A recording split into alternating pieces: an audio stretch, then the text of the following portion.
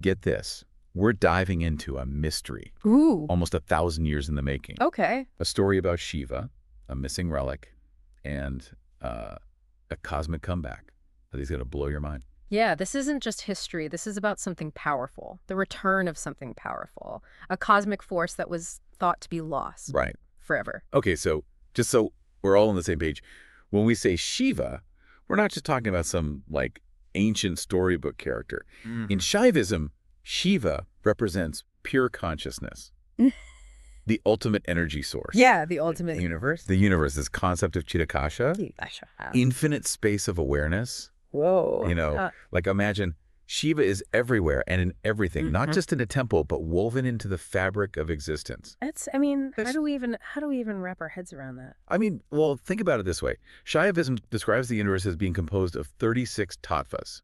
These are fundamental principles of reality. Shiva is the 36th, the final, the ultimate tattvas. So Shiva's like the final boss level of the universe. Exactly. And there are these wild stories about Shiva. You've probably heard the one about Brahma and Vishnu searching high and low to find the beginning and end of Shiva. Yeah.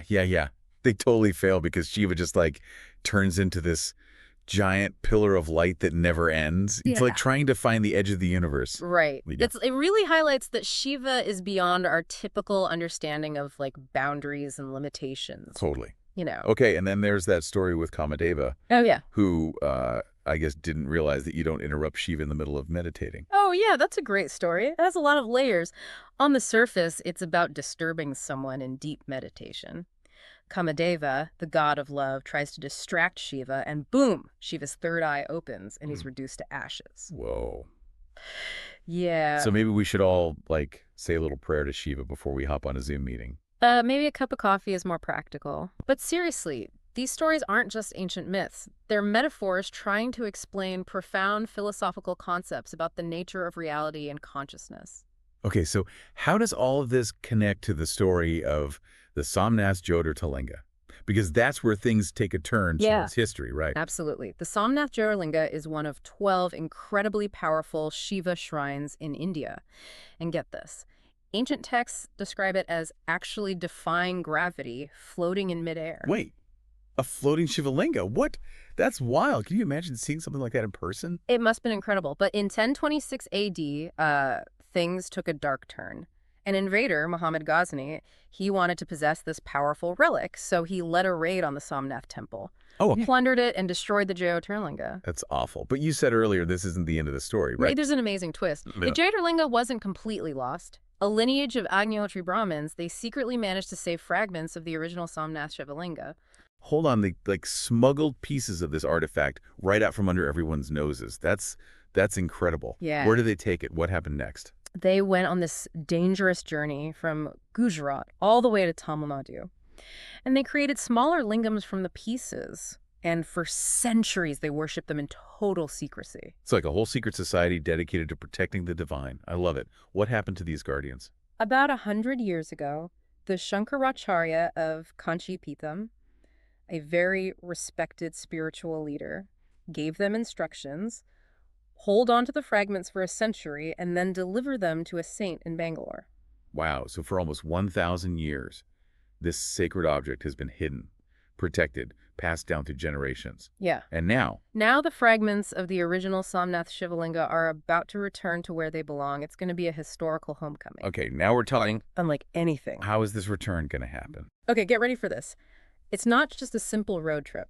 The Shivalinga fragments will be going on a pilgrimage across India, visiting each of the 12 Jyotirlinga sites along the way. So Shiva's going on a grand tour of the entire country. The energy must be building already. And it gets even better. Before the fragments are finally enshrined in the Somnath temple, there's going to be a 40-day purification ritual called Kalakarshan.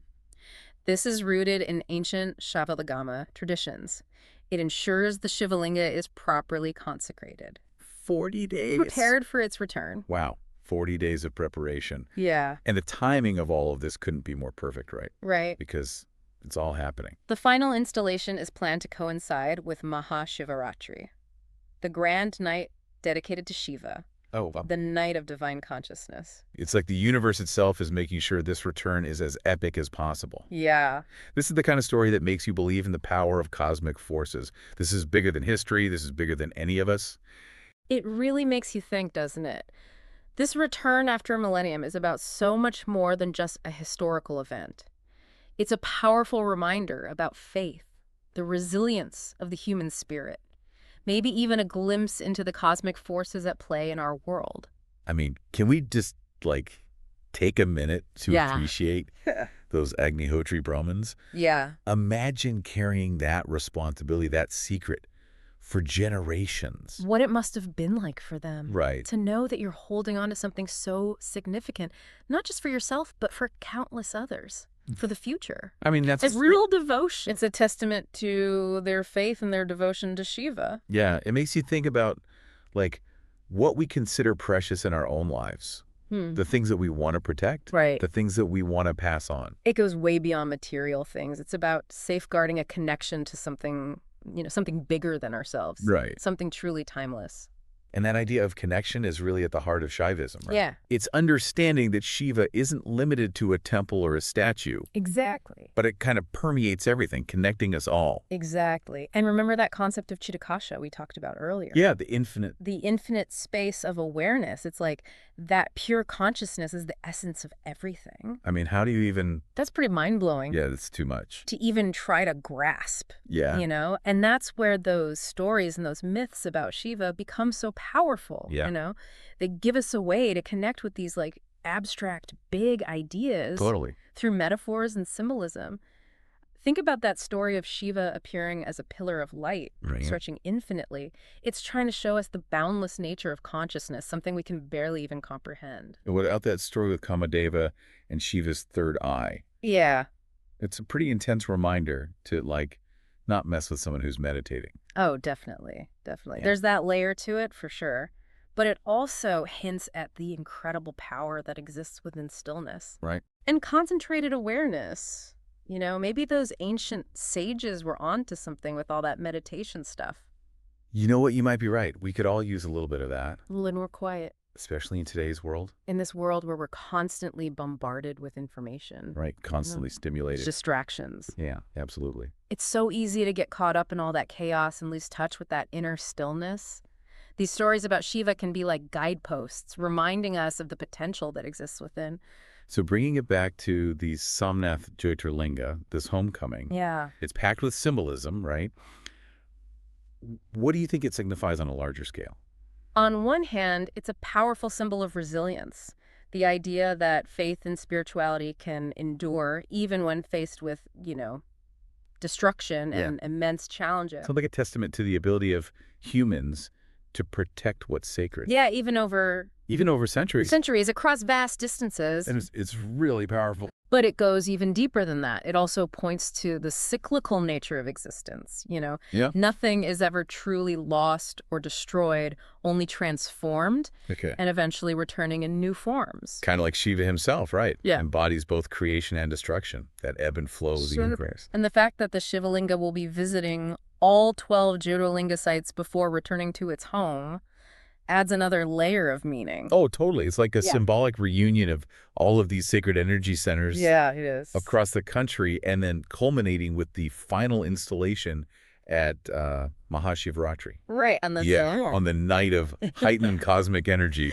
Oh my gosh, it's like something out of a movie. I know, it's like destiny is orchestrating this whole event, weaving together history, spirituality, cosmic significance into one incredible tapestry. I can only imagine what the energy is going to be like when the Shivalinga is finally placed back in the Somnath temple. Right. I bet it's going to be incredible.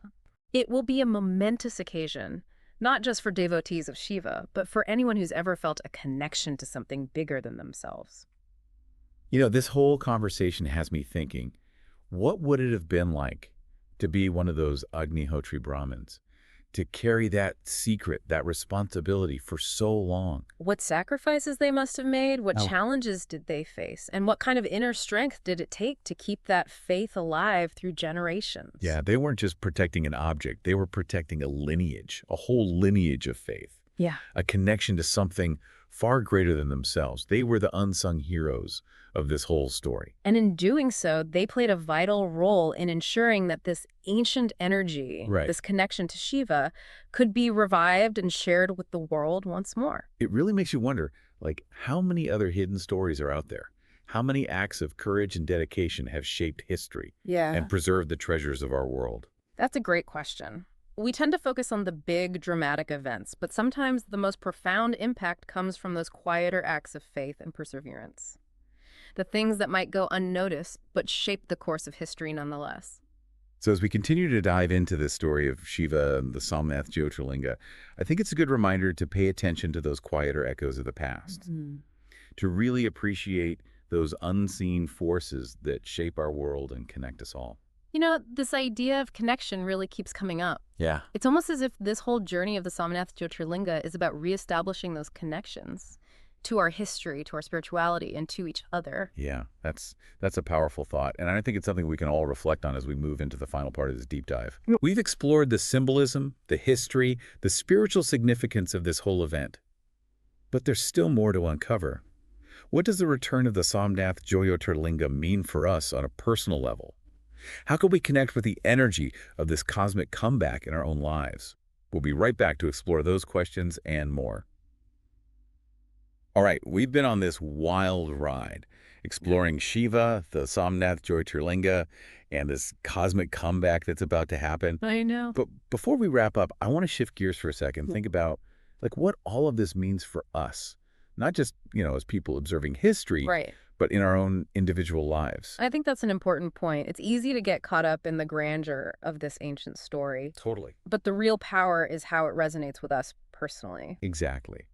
What can we actually take away from this epic tale? What does it mean for you and me? For me, it really reinforces the idea that even when things seem lost or broken, there's always a possibility for renewal restoration.